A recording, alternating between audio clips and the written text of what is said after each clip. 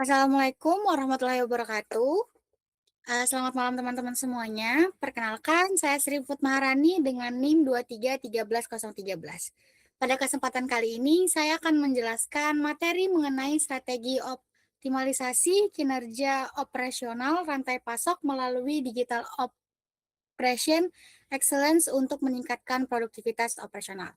Nah, materi ini membahas bagaimana manajemen proyek materi dan transformasi digital dapat bekerja bersama untuk meningkatkan efisiensi produktivitas dan daya saing perusahaan dalam mengelola rantai pasok.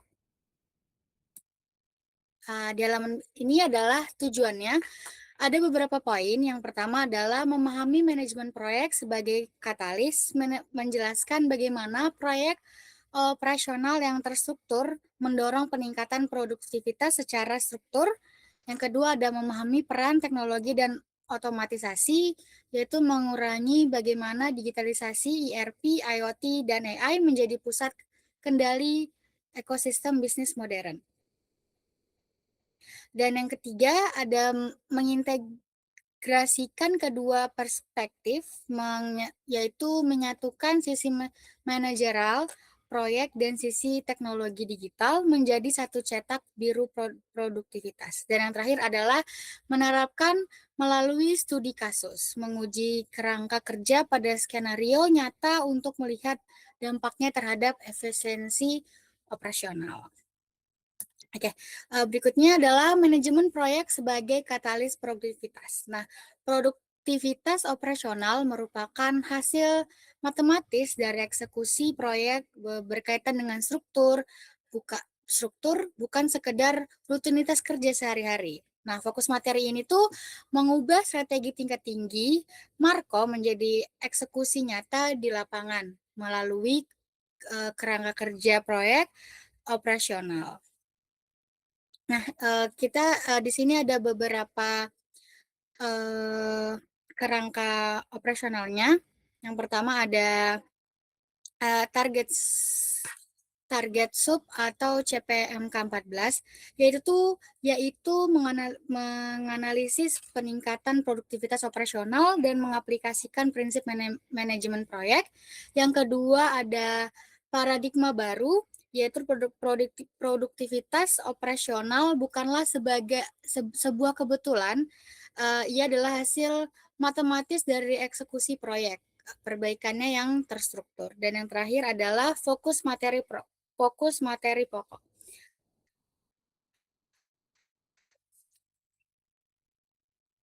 Nah, fokus materi pokok ini tuh mengubah strategi tingkat tinggi mikro menjadi eksekusi di lapangan melalui kerangka proyek operasional. Berikutnya adalah diagnostik dan akutabilitas proyek operasional. Di sini tuh ada beberapa dimensi. Yang pertama itu ada dimensi sifat kegiatan dengan operasi rutin, berulang, dan berkesinambungan. Yang berikutnya adalah proyek operasional, yaitu unik dan terbatas waktu. Yang kedua ada fokus tata letak dengan operasi rutin, tata letak produk atau fungsional. Dengan proyek operasional itu tata letak posisi tetap. Dan yang ketiga ada tujuan utama. Tujuan utama itu dengan operasi rutin menjaga efisiensi sistem yang ada secara konstan. Yang setelah berikutnya adalah proyek operasional. Itu menciptakan nilai tambah baru atau memperbaiki sistem. Dan yang terakhir adalah dimensi keterlibatan tim dengan operasi rutin, pekerjaan standar dengan keterampilan repetitif dengan proyek operasional, tim lintas fungsional yang dibubarkan setelah selesai. Nah, di sini ada segitiga akuntabilitas proyek. Jadi yang pertama itu pada ujung segitiga terdapat sponsor proyek. Nah, sponsor proyek ini tuh manajemen sama dengan tuh manajemen puncak. Di situ terdapat perannya, yaitu menetapkan target strategis umum dengan contoh kurangi order full lead time hingga 60% dalam 3 tahun, dan kiri bawah itu terdapat pimpinan proyek dengan yaitu atau manajemen media dengan peran menentukan langkah taktis harian dan memonitoring kemajuan dengan fokus mengubah visi sponsor menjadi eksekusi terstruktur. Nah, yang terakhir adalah metrik dan milestones atau alat ukur. Dengan peran target spesifik, deadline, dan definisi sukses. Dengan fokus evaluasi perkembangan dan versi strategi jika diperlukan. Oke, berikutnya adalah tata letak proyek dan siklus perbaikan berkelanjutan. Nah, model model gravitasi sumber daya fixed post tension layout itu tuh mempunyai 3 kegiatan proyek. Yang pertama adalah manusia, yaitu tenaga kerja dengan pekerja datang ke lokasi, dan yang kedua adalah material, bahan baku dengan komponen dikirim ke titik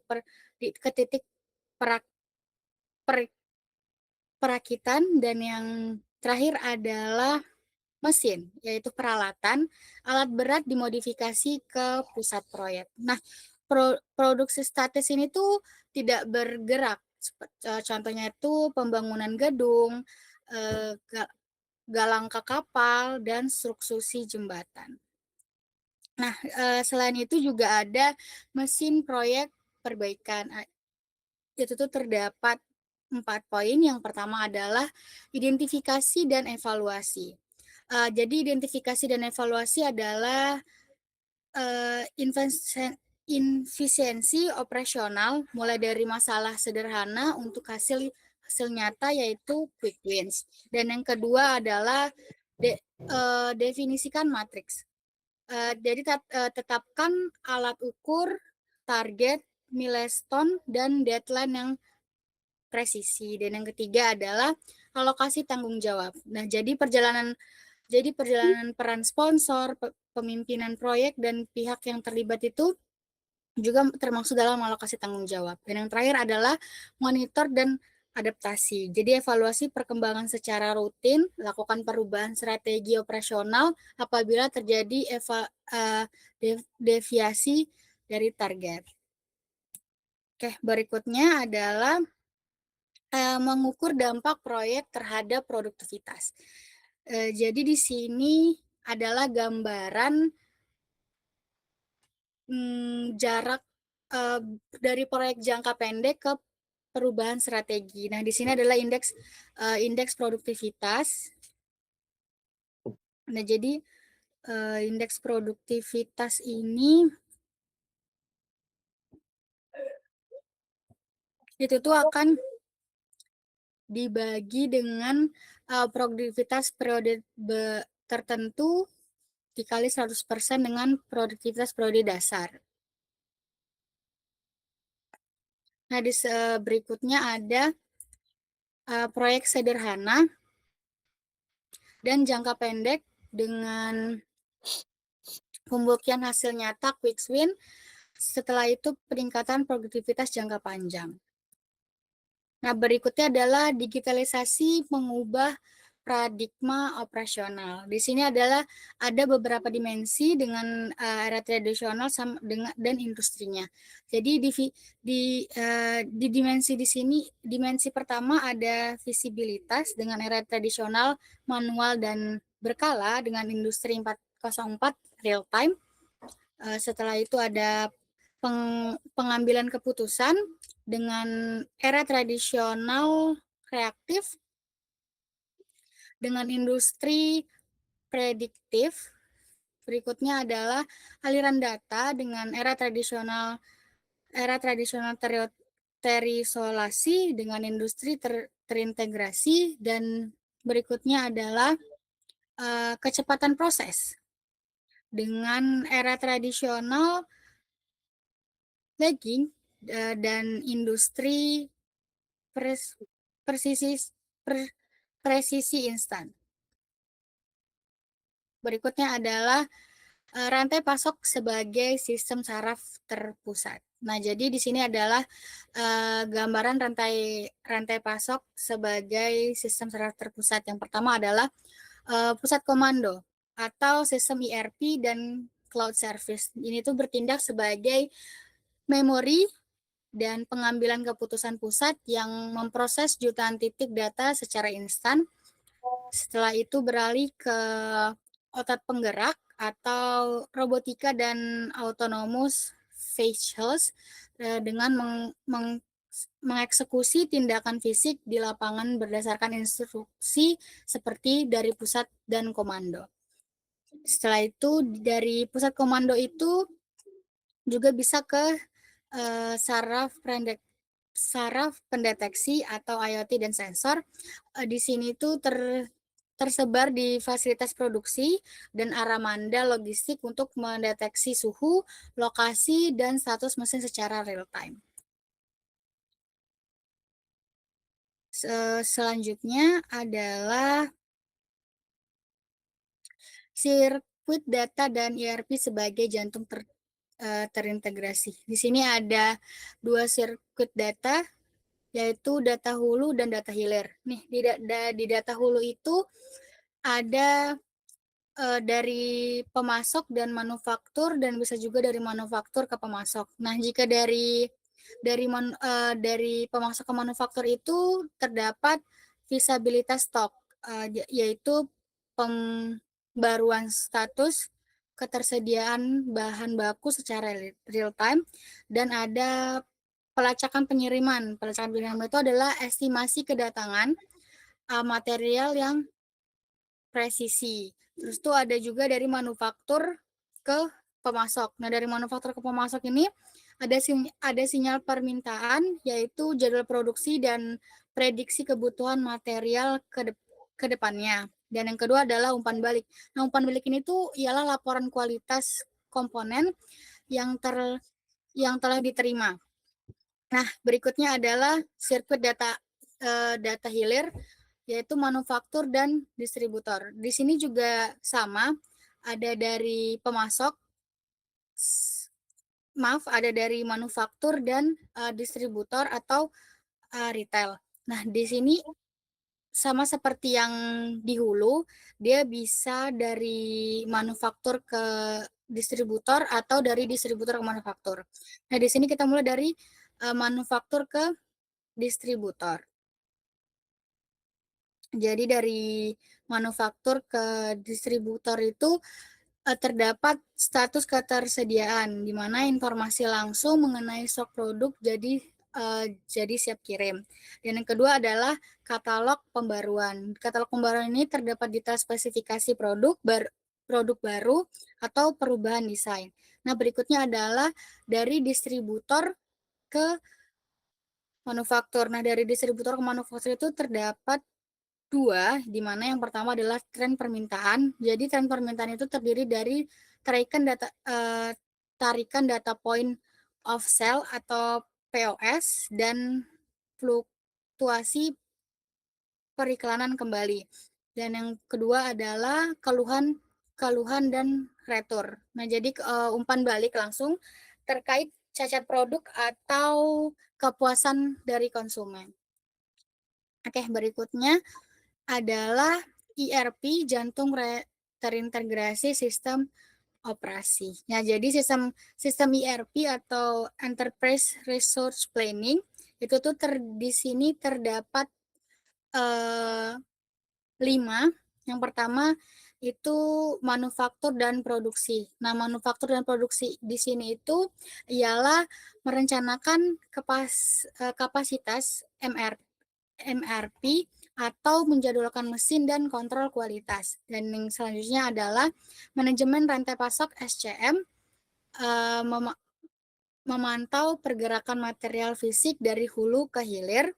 Yang berikutnya adalah manajemen hubungan pelanggan CRM, di mana mengamankan pesanan dan memantau loyalitas klien. Berikutnya adalah sumber daya manusia, HR, mengelola menjadwalkan tenaga kerja dan pelatihan operasional. Dan yang terakhir adalah keuangan dan akuntansi. Di sini adalah mengontrol arus kas, laporan laba rugi, dan kelayakan investasi. Berikutnya adalah nilai strategis, resiko, dan arahan masa depan digitalisasi. Nah, jadi di sini itu terdapat ada persamaan strategis teknologi menciptakan nilai. Di sini adalah katalisator, yaitu big data plus IoT plus AI, ditambah mesin pemproses, integrasi sistem ERP dan otomatisasi. Nah, di sini juga ada menavigasikan tentang implementasi. Terdapat dua, ada risiko tantangan, dan ada juga mitigasi. Nah, di risiko dan tantangan ini tuh terdapat yang pertama adalah kerentanan keamanan cyber atau cyber security dan resiko pencurian data sensitif. Yang kedua ada biaya implementasi teknologi awal yang berpotensi masif. Dan yang terakhir adalah kesenjangan keterampilan atau skills gap pekerja terhadap teknologi baru. Dan di tabel berikutnya adalah strategi mitigasi. Nah, strategi mitigasi ini terdapat 3 poin. Yang pertama itu penerapan protokol enkripsi ketat dan pelatihan kesadaran keamanan bagi seluruh karyawan. Dan yang kedua adalah roll out bertahap berdasarkan ROI tertinggi. Dan yang terakhir adalah pemberdayaan SDM berkelanjutan dan kemitraan era dengan penyedia vendor untuk transfer ilmu. Oke, ya, berikutnya adalah integrasi materi, 2 pilar, 1 produktivitas. Manajemen proyek menyediakan struktur eksekusi transformasi digital, menyediakan kecepatan dan visibilitas data. Keduanya bermutu pada satu tujuan, yaitu peningkatan produktivitas operasional yang terukur dan berkelanjutan. Di sini juga terdapat 3, yaitu strategi, edukasi digital, dan tata letak data. Jadi maksud dari strategi atau the way adalah penyelarasan visi sponsor dan manajer media melalui target yang terukur sampai mengapa proyek dijalankan. Sedangkan eksekusi digital atau the whole, yaitu siklus proyek perbaikan dipercepat oleh otomatisasi, IoT, dan AI dari identifikasi hingga pemantauan metrik secara konstan. Dan terakhir adalah tata letak atau data, the where, fixed sampai dengan posisi layout, memusatkan sumber daya hingga sirkuit data, hulu ke hilir, dan ERP menyatukan informasi lintas rantai pasok. Di sini juga saya mengambil studi kasus, yaitu PT Nusantara Logistik Kalimantan dengan mengatasi lead time pengiriman yang tinggi dengan beberapa poin. Yang pertama adalah situasi order full time, lead time perusahaan mencapai 12 hari, jauh di atas rata-rata industri akibatnya pengecekan stok manual dan data yang terisolasi antara gudang. Dan yang kedua adalah pendekatan digitalisasi. Implementasi sistem ERP terintegrasi dengan sensor IoT pada armada dan gudang untuk visibilitas stok dan estimasi kedatangan atau real time. Yang ketiga adalah pendekatan manajemen proyek, yaitu sponsor menetapkan target, kurangi lead time 60% dalam 3 tahun, dan time lintas fungsional dibentuk sebagai proyek operasional dengan milestone triwulan. Dan yang terakhir adalah hasil dalam 18 bulan pertama, lead time turun 35% dengan silo data antara gudang terhapus dan indeks produktivitas naik signifikan dari garis dasar. Oke, tadi adalah beberapa penjelasan dari saya. Mungkin, teman-teman di sini ada yang saya buka sesi tanya jawab, mungkin ada yang mau ditanyakan? Oke, baik. Perkenalkan, nama saya Vivian Maina. Saya izin untuk bertanya terkait dengan materi yang sudah dipaparkan. Siap. Saya ingin bertanya, mungkin bisa dijelaskan lagi maksud dari pernyataan tersebut dan uraikan bagaimana 3 elemen strategi, why, tata letak dan data, the where, serta eksekusi digital, the how, harus diselaraskan agar peningkatan produktivitas operasional benar-benar tercapai secara terukur dan juga berkelanjutan. Oke, pertanyaan saya tampung. Oke, mungkin bisa lanjut ke pertanyaan berikutnya, ada yang mau bertanya lagi? Saya ingin bertanya, Oke, silakan.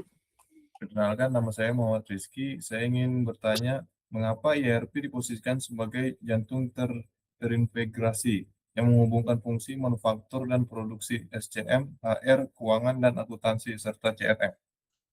Itu saja. Oke, terima kasih. Oke, saya akan menjawab pertanyaannya. Mungkin dari pertanyaan Mbak Vivi dulu. Pertanyaannya adalah, kalau tidak salah, jelaskan maksud pertanyaan dari eee, tiga elemen strategi tadi ya. Oke, saya akan menjelaskan. Jadi yang pertama adalah strategi the way. Jadi, penyelarasan visi antara sponsor proyek dan manajer media melalui target yang sudah terukur. Dan yang kedua adalah tata letak dan data, yaitu to where. Penerapan model fix dan position layout yang memuaskan sumber daya, manusia, material, dan mesin. Dan yang ketiga adalah eksekusi digital atau the whole, yaitu siklus perbaikan berkelanjutan atau identifikasi, definisi metrik dan alokasi tanggung jawab. Begitu Kak Vivi. Oke. Terima kasih. Oke, berikutnya saya akan menjawab pertanyaan dari, Rizky, yaitu tentang ERP. Jadi tentang mengapa ERP diposisikan sebagai jantung terintegrasi. Jadi menurut saya ERP ini diposisikan sebagai jantung karena ia memompa dan mengalirkan data ke seluruh organ bisnis, manufaktur dan produksi SC dan produksi dalam satu sistem yang saling terhubung. Tanpa integrasi ini, setiap fungsi akan bekerja dengan data yang eh, terisolasi seperti yang terjadi pada kasus PT Nusantara Logistik Kalimantan sebelum digitalisasi. Begitu. Oke, sesi tanya jawabnya selesai. Mungkin kita akan lanjut ke kesimpulan. Jadi saya mengambil 4 kesimpulan dari pemaparan yang saya berikan. Yang pertama adalah manajemen proyek adalah katalis bukan kebetulan, yaitu peningkatan produktivitas operasional dibangun melalui eksekusi proyek yang presisi, strategis, tata letak, dan siklus perbaikan berkelanjutan. Yang kedua adalah integrasi kebudayaan adalah kunci daya saing. Yang ketiga adalah digitalisasi mengubah paradigma operasional, dan yang keempat adalah produktivitas adalah proses keberlanjutan. Saya juga ada menerapkan beberapa preferensi, mungkin bisa teman-teman baca. Oke, sekian dari saya. Terima kasih sudah mendengarkan materi yang sudah saya berikan.